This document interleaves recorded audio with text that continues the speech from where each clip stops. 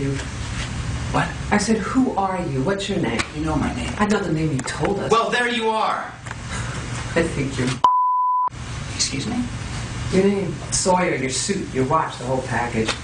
I know what it is to put on a show. I think you're putting on a show. You want to know about me? What? I was born in Pittsburgh.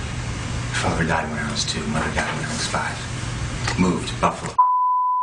Lived with my aunt and my uncle. She sat around on her fat ass all day long while he ran scams. Pirating video, little legal tap action.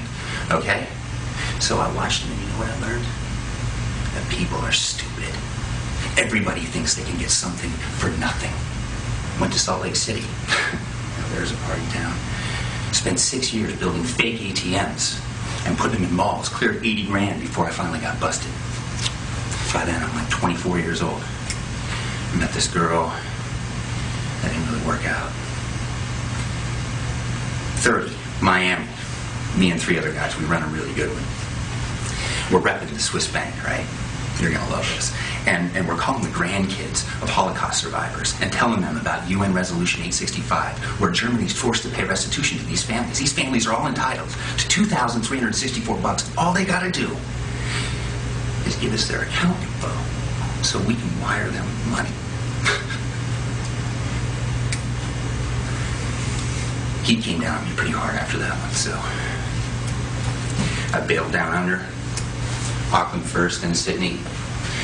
And that part of the story you don't get to hear.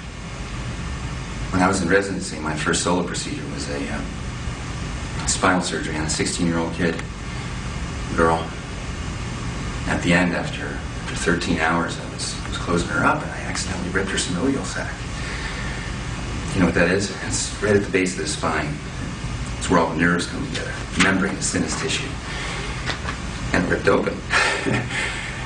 Nerves are spilling out like angel hair pus or spinal fluids flowing out, and I just froze. Because I knew if I didn't get those nerves back in that sac and sew it up, the last 13 hours were for nothing. She'd be paralyzed. And I had about a minute. And all the assistants were looking at me. I could feel their eyes on me. And the fear was just so crazy, so real. That I knew I had to deal with it. So I just made a choice. I just let the fear come in. Let it do its thing. Let it work on me. But only for 5 seconds. That's all I was going to get it. I started to count. I could feel it. Like a milkshake on a hot day. 1, 2, 3, 4, 5.